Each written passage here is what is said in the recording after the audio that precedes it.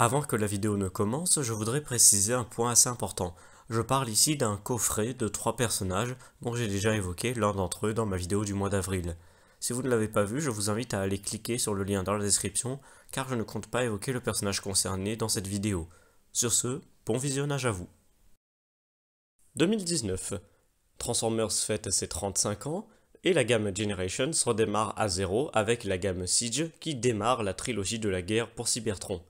À cette occasion, Hasbro lance un vote auprès des fans pour choisir parmi 3 possibilités un duo de Transformers qui vont s'affronter dans un coffret exclusif à Amazon. La première possibilité était un Wheeljack contre Spinister, la deuxième un Trax opposé à Needlenose, et la troisième, celle qui a été choisie, un Impactor opposé à Mirage. Alors, qu'est-ce que ça a donné ? Pour marquer l'occasion, ce n'est pas un simple Mirage qui a été commercialisé, mais sa version holographique. Une très bonne surprise si on considère que la seule occurrence de cette version du personnage est une figurine de la gamme Timelines, donc exclusive à une convention, de fait extrêmement compliquée à se procurer aujourd'hui, d'autant plus que la figurine utilisée à l'époque n'était pas du tout dans une esthétique G1. Là, on est sur un Mirage classique, même s'il ne s'agit pas de la Ligier JS11 qu'il avait dans la première génération. Ici, on est sur un véhicule cybertronien, avec quelques références, notamment aux comics gravés sur lui, et honnêtement, c'est un bien beau véhicule, même si on peut être perturbé par le fait qu'il y a des pièces bleues opaques en plus du transparent. C'est en fait lié à des raisons de solidité. S'il avait été exclusivement translucide, honnêtement, je ne lui aurais pas donné ne serait-ce que 2 mois en dehors de sa boîte. Face à lui, nous trouvons donc Impactor qui arrive sous la forme d'un tank, ce qui n'est pas du tout surprenant pour le personnage. Si Mirage est très différent de sa version classique de Siege, pour le coup Impactor est pas bien différent, ça sera beaucoup plus visible en mode robot. Mais quand même, le tank est bien réalisé et j'aime beaucoup la séparation bien nette entre le jaune et le violet. D'ailleurs, la tourelle est articulée, même si elle ne peut pas se lever. Mais en revanche, le canon, lui, est positionné sur un axe qui lui permet de bouger de haut en bas, donc ça compense un peu.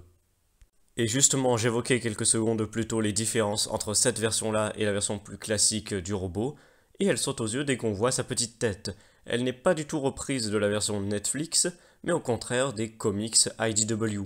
Il faut savoir que Impactor est à l'origine un Autobot, plus précisément le chef des Rockers, une équipe qui ne fait pas dans la finesse. Ce qui est un choix surprenant, je dirais, car représenter ici Impactor comme un Decepticon, c'est un peu paradoxal. Certes, dans la série Netflix, il commence en tant que Decepticon, c'est même d'après Megatron un de ses meilleurs éléments, mais le représenter avec la tête du IDW, sachant qu'il a tout de suite quitté le camp Decepticon quand il a vu que les idées devenaient trop radicales, c'est un peu paradoxal et ça peut faire un peu tâche, d'autant plus qu'elle a une grosse différence d'esthétique avec le reste de la figurine. Et quant à Mirage, eh bien assez surprenamment, sa transformation est assez fluide. On n'a pas peur à aucun moment de casser une pièce, ce qui est quand même assez rassurant quand on voit la quantité de plastique transparent.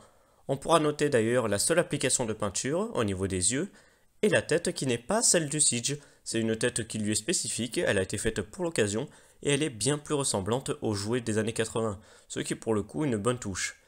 Mais malgré tout, les détails se perdent quand même un peu dans le plastique transparent, même si pour le coup je dirais que les pièces bleues opaques font un peu moins tache qu'en mode véhicule. Là pour le coup c'est un peu plus harmonieux. La plus grande qualité de ce coffret, c'est à mon sens sa jouabilité.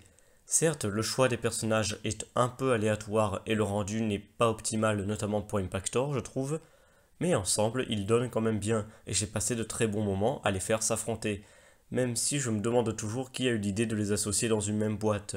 Exclusivité, vendue pour pas cher, en plus on rappelle que c'était 40€ pour 3 de luxe si on compte le pouvoir d'achat fourni avec, et c'est un pack qui est entièrement dispensable.